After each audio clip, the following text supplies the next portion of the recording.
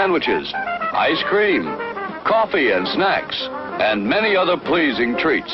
Our foods are fresh and tasty, our drinks satisfying and refreshing. They're so good. Welcome to Average Joe's Drive-In. And now, on with the show. Hey everybody, welcome to Average Joe's Drive-In, episode 60. This is a review cast. I am your host, TJ Washburn, and we have got a bunch of movies to talk about this week. There's kind of a variety here.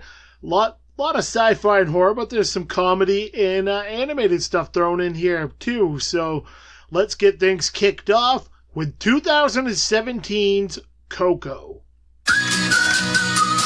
Every year, grandkids, cousins, pretty much everyone gets together. Even great-grandma Coco. And the winner is Luchadora Coco! I tell her pretty much everything. I used to run like this, but now I run like this. It's just way faster. Life sounds like... Miguel, eat your food. Here, have some more. No, gracias. I mean, see? That's what I thought you said. Dia de los Muertos has begun. It's the one night of the year our ancestors can come visit us. I thought it might have been one of those made-up things. I was just... But Tonight is about family. I am not like the rest of my family. There's something that makes me different. Great-great-grandfather, I want to be a musician, just like you. All right, who's in there? I'm sorry. Welcome to the land of your ancestors. Miguel? We're your family. You're skeletons. You're alive! You gotta get home before sunrise, or you'll be stuck here forever. Ugh. Security! Hurry, come on. It's showtime! You, my boy, are meant to be a musician. I must follow my heart. I am trying to save your life. Nice kitty. Miguel, something's mattered more than music. Sorry. We may have our differences, but nothing's more important than family. I'm proud we're family! Go away, you! Go! It's just Dante. Never name a street dog. He'll follow you forever. Now, go get my shoe. The film was directed by Lee Unkich and Adrian Molina, has a 105-minute runtime, rated PG, stars Anthony Gonzalez, Gail Garcia Bernal, and Benjamin Bratt. I watched this one on Blu-ray. Synopsis. Despite his family's generation-old ban on music, young Miguel dreams of becoming an accomplished musician like his idol, Ernesto de la Cruz. Desperate to prove his talent, Miguel finds himself in the stunning and colorful land of the dead. After meeting a charming trickster named Hector, the two new friends embark on an extraordinary journey to unlock the real story behind Miguel's family history. I am a big fan of the Pixar films. They've always managed to tell a great story that's heartwarming, and the animation is always great. I've been looking forward to checking out Coco for a while and finally had a chance to rent it. This is a glorious film. The animation on this one is next level. What a vibrant and beautiful color palette that adds, a whole other aspect to an already visually stunning film. The songs are catchy and the story is different. It all adds up to make for a magical film. I really don't have any major complaints with it. It does take a little bit for the story to get going, but once it does, you're hooked. The last 5 minutes of the film will hit you right in the gut. You'd have to be pretty emotionless not to get choked up, even if just a little. I know it hit me right in the feelings, like a prize fighter going for the knockout blow. I'm going to be curious how this one holds up on repeated viewings. I'm hesitant to put it in my top 5 Pixar movies until I've seen it a few times, but I certainly can see it making its way there. If you love great movies, animated or not, you should check this one out. A film the whole family can enjoy and get something out of. There's a powerful message in this film, one I think that most anyone can appreciate regardless of what your beliefs are. Family and loved ones will always be with you if you keep them close to your heart. Our memories are what keep their spirits alive, and that it's important to pass down our love and knowledge of those who came before us to the generations that come after, so they will always live on. My rating for this was a 9 out of 10. The average IMDb rating on this is an 8.5 out of 10. Up next, 2011's Cowboys and Aliens.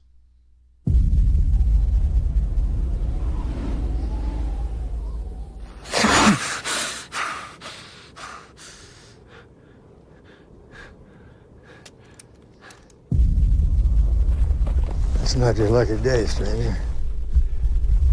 Turn around and start walking. I said, turn around and start walking.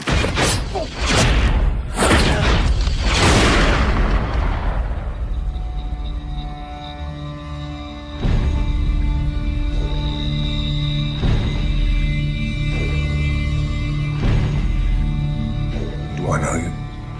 You don't remember anything. Jake Lonergan. Turning you over to the federal marshal.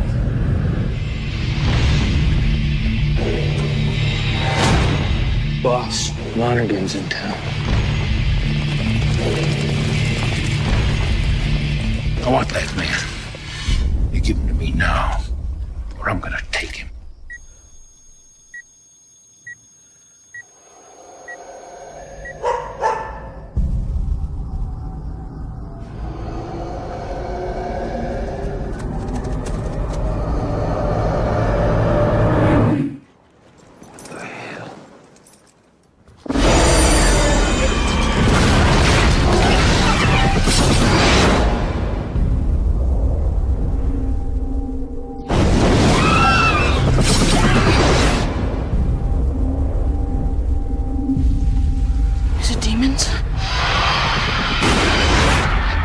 Why are you asking me?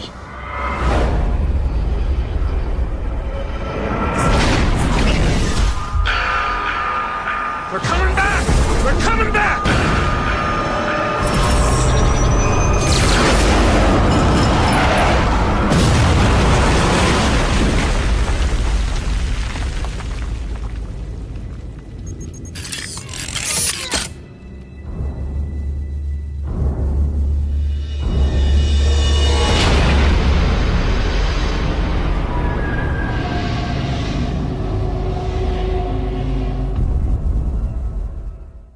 The film was directed by Jon Favreau, has a 119-minute runtime, rated PG-13, stars Daniel Craig, Harrison Ford, and Olivia Wilde. I watched this one on DVD.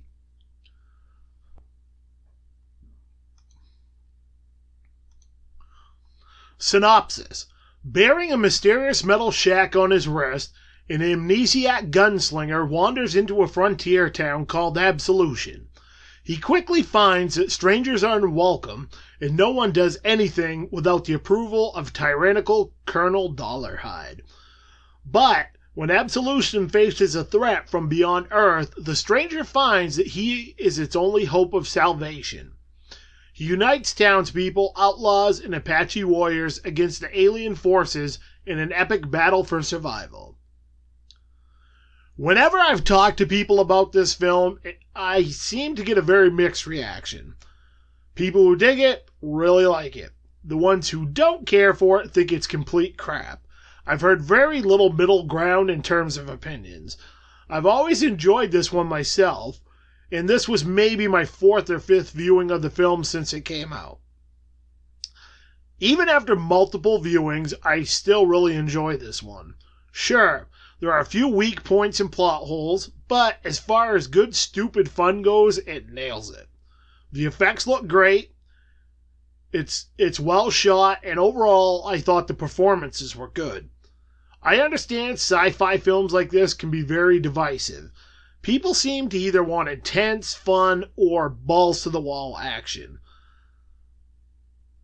This one doesn't really fall into either category. It has some good action sequences, but it's not intense or scary. I personally think it's a fun movie. The pacing is very deliberate, and it doesn't waste a ton of time getting to where it's going. That, for me, is why the film works. This will be one I continue to throw on here and there and enjoy. While it may not be everyone's cup of tea, I think it's a solid, fun film. If you enjoy sci-fi and just want something easy to watch that's not going to tax your brain a whole lot, give this film a try. My rating is a 7 out of 10. The average IMDb rating is a 6 out of 10. Up next, 2018's Deep Blue Sea 2. You know the idea that great whites are these malicious killing machines roving the shorelines looking for some swimmer to chomp on is just pure fiction. You know, anytime there is a human attack, stay calm! It's just a case of mistaken identity. Come on, you guys!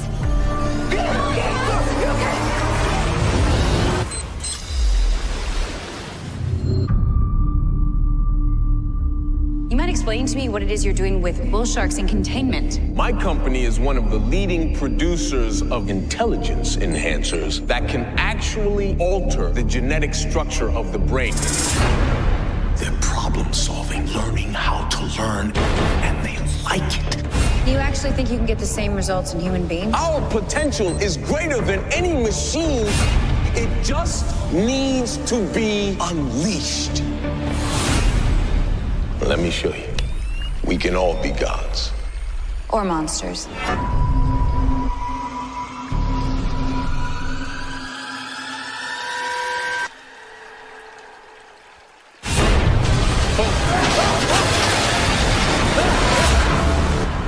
What's going on? Never seen him act this way. His corner is flooding! We're losing pressure. What does that mean? Means he's gonna blow!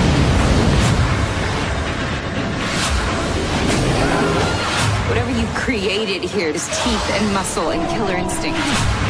Get out of the way!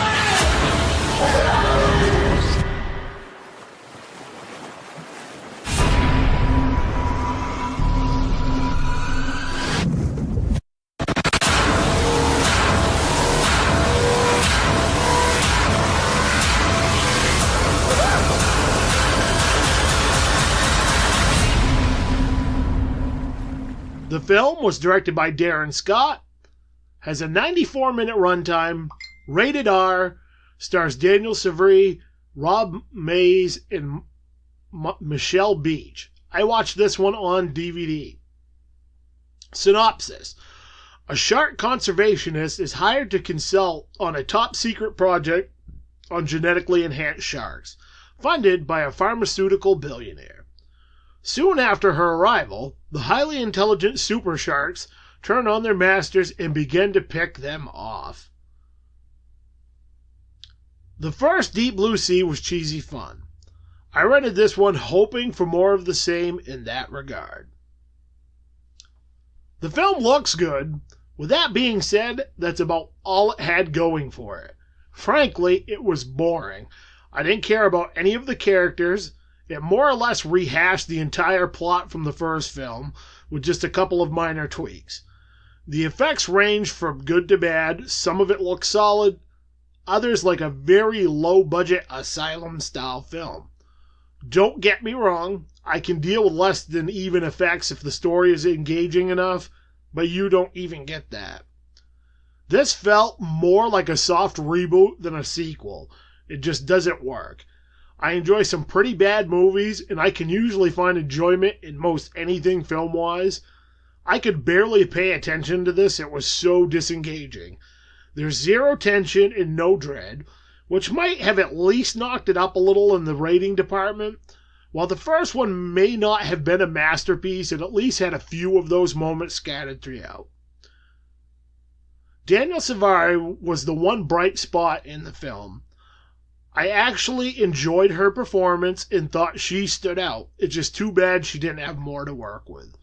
Maybe other people will enjoy this one, but it sure as hell wasn't for me. Definitely a one and done. My rating is a 2.5 out of 10. The average IMDb rating is a 3.4 out of 10. Up next, 2015's Pod. Something is very, very wrong. It's about Martin.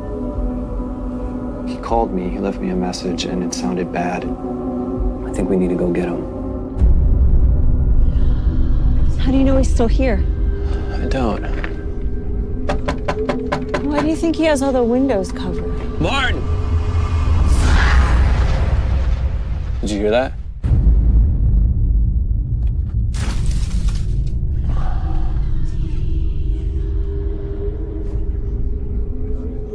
Get back! Well, you followed. What's the gun for? Protection. Protection from what? I found something in the woods. What is in the back room? It's a pod, and if it gets out, who knows what it will do? This is classic paranoid schizophrenic behavior rearing itself up. There is no monster in the basement. What if he found something in the woods? He seems pretty convinced. Now you're getting to the heart of it.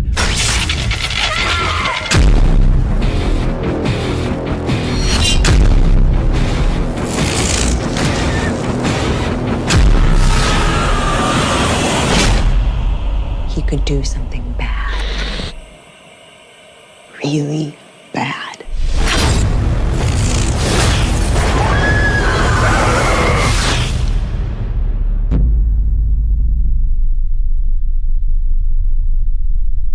The film was directed by Mickey Keating, has a 76-minute runtime, rated R, stars Lauren Ashley Carter, Dean Cates, and Brian Morvant. I watched this on Shudder. Synopsis. Lila and Ed rush to their family cabin to stage an intervention for their brother. When they arrive, he is in an apparent episode of psychosis and claims to have a monster trapped in the basement. I'd had this one on my queue for a while on Netflix or Amazon Prime. I really can't remember which one. And I hadn't gotten around to watching it. A month or so ago, Adam and Joe on the Movie Crypt podcast had the director on. And it was one of his films that they talked about. That piqued my interest a bit more and pushed me to finally give this a shot. Only, I could no longer find it on those services. I lucked out and it just so happens to be on Shudder. So, I figured I better give it a watch. This is a very intense film, which I really wasn't expecting. While it's partially a creature feature, that's a small part of the actual story. You spend the whole film trying to figure out what's going on and, as the brother and sister try and help their mentally unstable brother. I thought the acting in this was really solid, the music fits well, and there are some interesting, very claustrophobic shots that add to the atmosphere. I enjoyed this one. I honestly felt like this one is low-budget gold. I thought it was very well put together. It also helps they kept the runtime short any longer, and I think most viewers might lose interest.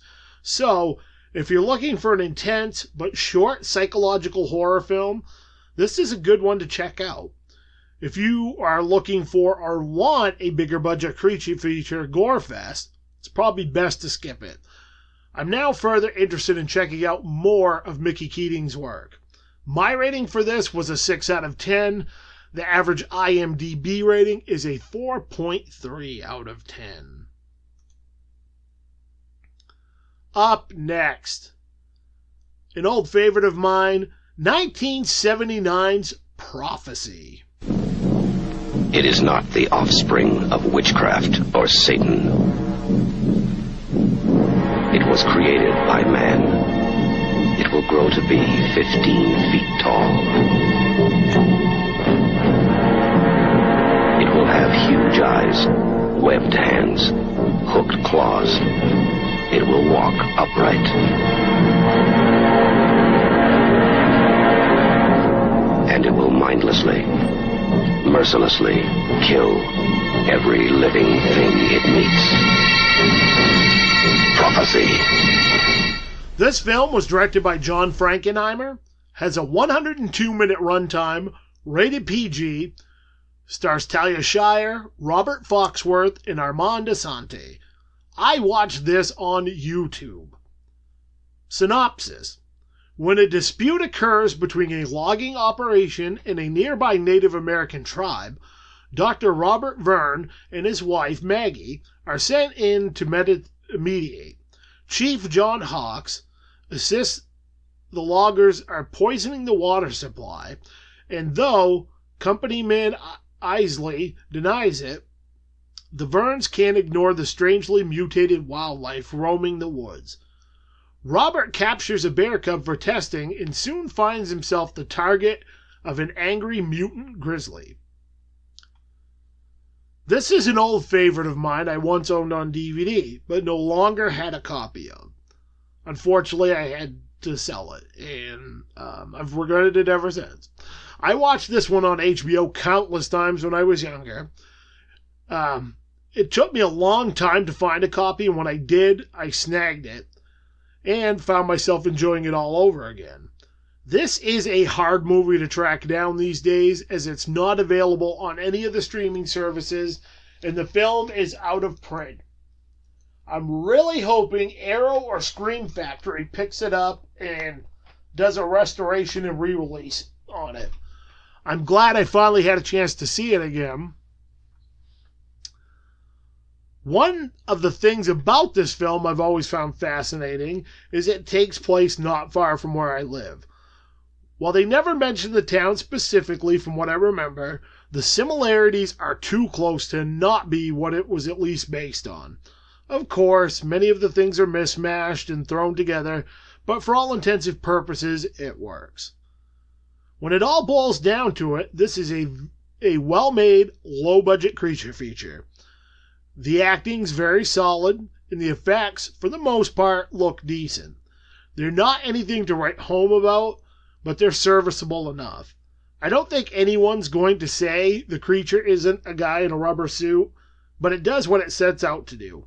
Sure, there are plot holes, one being there are no grizzly bears in Maine, and some cringeworthy moments, but again, it's a late 70s creature feature. There were a lot of these echo horror films that came out in that time period. Films like Piranha, Food of the Gods, and Humanoids from the Deep are a few that quickly come to mind. If you're a fan of these types of films, this is one of the better ones. It's also, as I said, a bit hard to track down, but well worth it. This might not be for everyone, but for genre fans, I would say it's a safe bet. My rating is a 6.5 out of 10. The average IMDb rating is a 5.4 out of 10. Up next, 2017's Valerian in the City of 1,000 Planets. This mission is a simple in and out. Agent Valerian, you'll be running solo. I only work with my partner. Hi. We're a team. Let's go.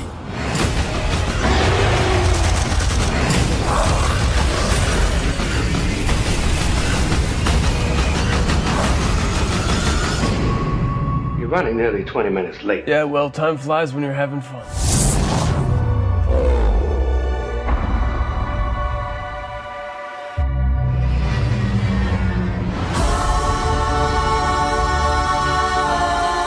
Welcome to Alpha.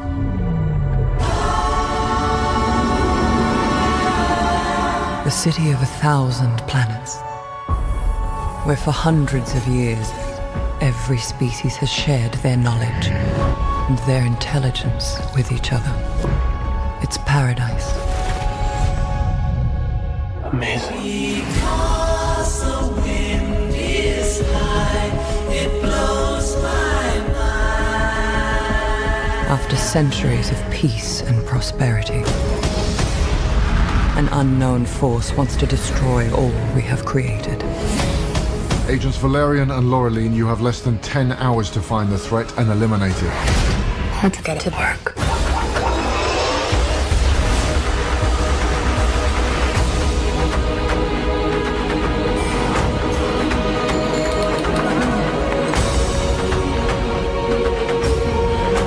The whole universe is after us. We need the two of you to be the guardians of our future.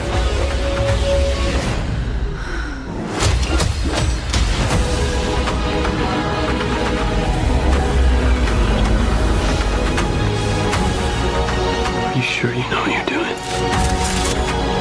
Valerian, trust me. How much time left? Your destiny is in your hands. I taught him how to do that.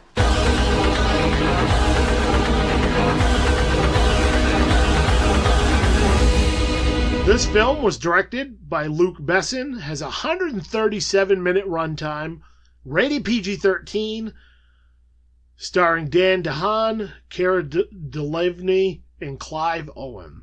I watched this one on Amazon Prime. Synopsis.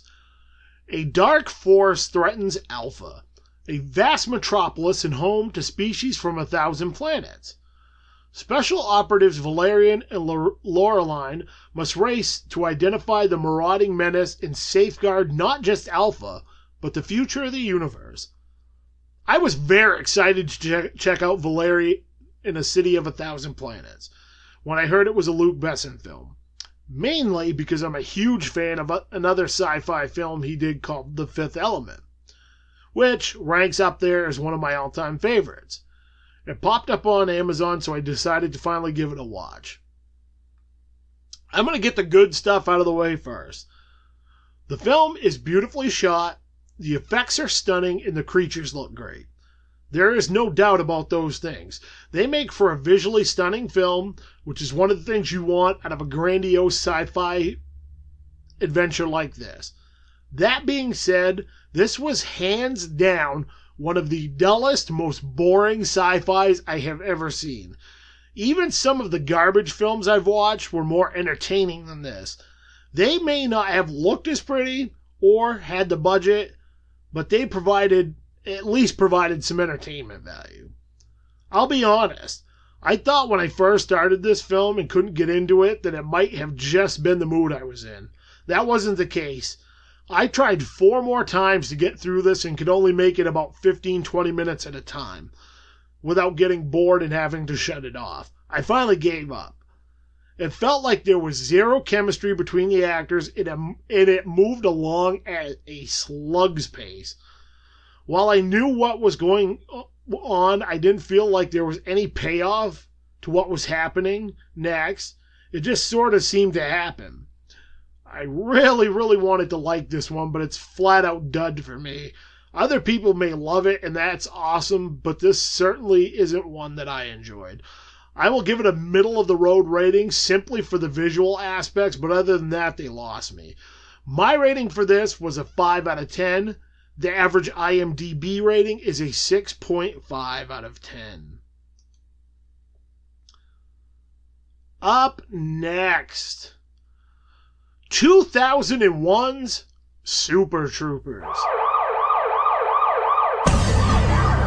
Discriminating audiences at the Sundance Film Festival have discovered one of the most shocking, unflinching, eye-opening films about cops ever made. Do we look like the 2 dumbest guys in the world to you? Super Troopers. In this town, you don't mess with the law. You know how fast you were going? 65? 63. The law messes with you. Isn't the speed limit 65? Yeah, it is. I'm freaking out, man. May I please see your license and register? Perhaps some spanking and cuffing is in order. Ain't It Cool News says funny, funny, funny stuff all over this movie. Oh! Give me a double bacon cheeseburger. Double bacon cheeseburger? It's for a cop? What the hell's that all about? You gonna spin it now? No, I was just telling him that's what makes it good. Don't spit in that cop's burger. Made me laugh out loud. Long and hard. Another highway cop? What are you guys, multiplying? They're not just fighting crime. They look like spit to you? Yeah. Damn it, you burger! They're fighting boredom. They're coming back, man! Pull the vehicle over! I'm already pulled over. I'm already pulled over. Pull over farther, man! I can't pull it. Sir, I'm already pulled over. He's already pulled over! He can't pull over any farther! Super Troopers. Cop does what before using his equipment in the field? They test it? They test it, exactly.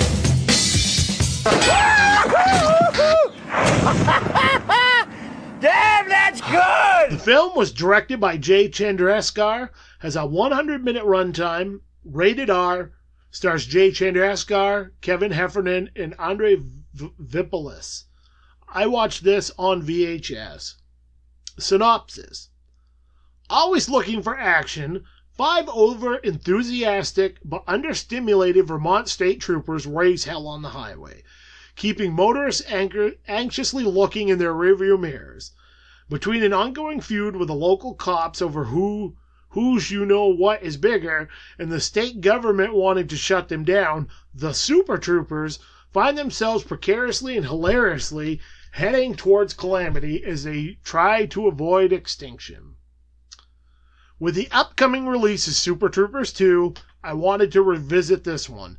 Even though I have seen it about 10 times, it's been a couple of years since my last viewing. I still really enjoy this one. It's still funny as hell. Even though some of the jokes and moments have dulled on me a little from repeat viewings. Comedy's always been a fickle beast with me. While I do like comedy films, they seem to be more missed and hit on what I find funny. So, when I do find stuff like Super Troopers that I do really like, I have a tendency to overdo it with the viewings and burn myself out on them. I either end up never watching them again after a certain point or go double-digit years before I do. I'll give Broken Lizard credit. They managed to make fun, entertaining movies.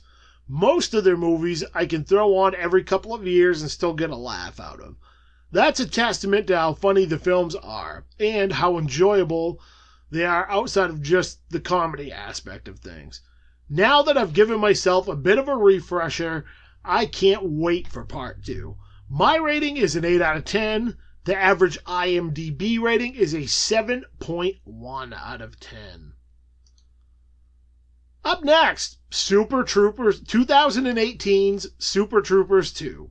1, 2, 3, let's do it. They've been waiting for a second chance. Waiting for their country to need them again.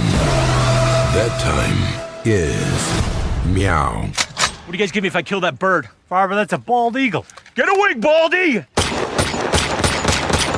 Yeah! Guys, what do I win?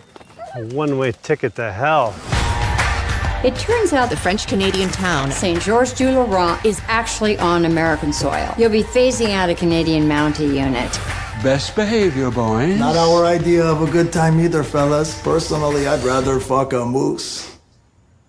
You would need a ladder to do that. Wow. Let's give a big Canadian welcome to the Vermont Highway Patrol. Come on, guys. They've come up here to tell us how great it's going to be for all of us to become Americans. Repeat after me. I pledge of allegiance to the flag of the United States of America. Learn the words. This is happening. Est-ce que vous savez à quelle vitesse vous allez? Do neither of you speak English? I do.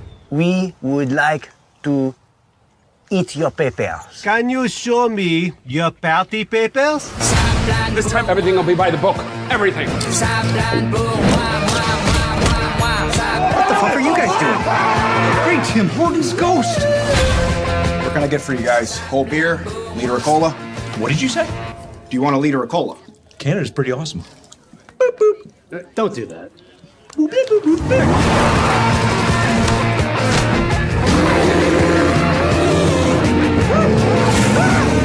Should I shoot him? Who, Father?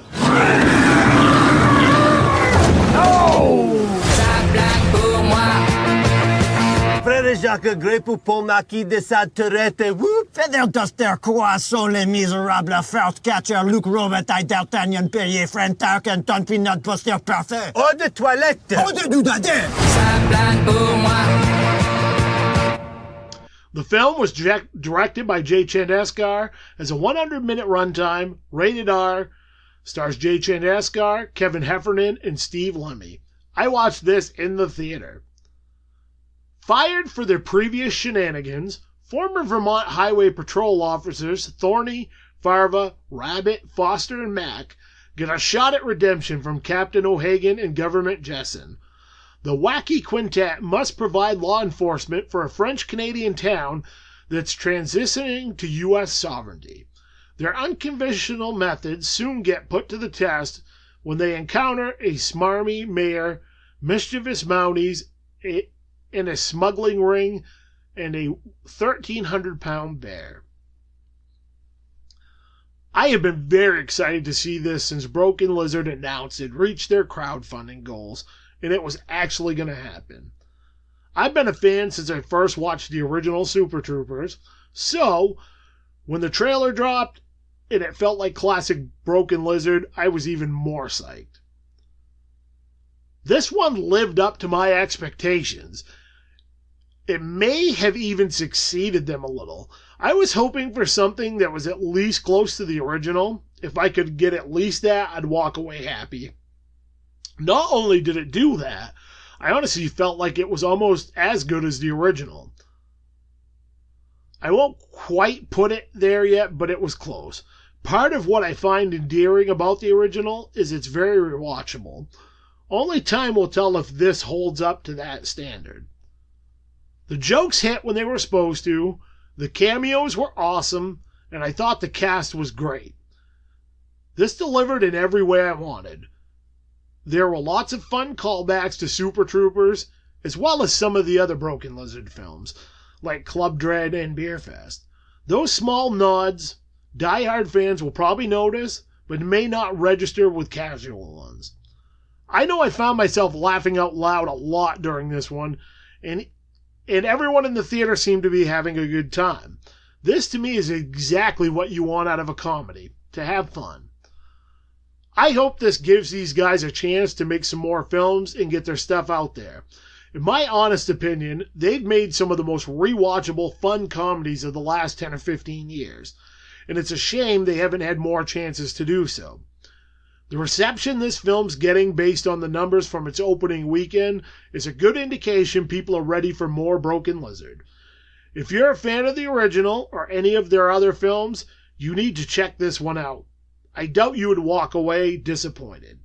My rating is a 7.5 out of 10. The average IMDb rating is a 7.3 out of 10. And that is going to wrap it up for this review cast, episode number 60 of Average Joe's Drive-In. I'd like to thank everybody for listening to the show.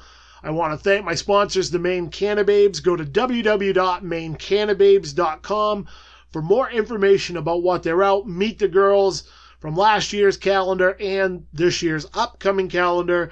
There's also lots of information about upcoming dates and events they will be at and where you can contribute for the calendar if you're interested in being a sponsor or anything like that. Lots of good information on the site. Again, www.mainecannababes.com. And I just want to leave you guys with one little bit of advice. Remember, kids, opinions are like assholes. Everybody's got one. And I will see you sexy animals on the flip side. Thanks for listening to Average Joe's Drive-In. If you'd like to talk movies or contact the show, add our social media pages. You can add us on Facebook at Average Joe's Drive-In Podcast, on Twitter at TWJ Author, on Instagram at Thomas Washburn Jr. You can also hit up www.thomaswashburnjr.com for more information about the show and related links. If you'd like to support the show, you can buy TJ's books on Amazon. Just type in Thomas Washburn Jr. in the search. Books are available in Kindle and paperback formats. If you have Kindle Unlimited or Prime, you can read the books for free and money will be earned by the pages read. It doesn't cost you anything, and it supports the show. Until next time, you've been listening to Average Joe's Drive-In. It's intermission. Rise and stretch time. Time to refresh yourself and visit our snack bar. Got a yen for hot popcorn? Your favorite soft drinks are sparkling cold. The juicy Frank sizzling hot. There's delicious coffee, freshly brewed, and all kinds of ice cream and candy to tempt you. Showtime will be announced loud and clear to get you back to your car in time. So stretch your legs. Come to the snack bar now.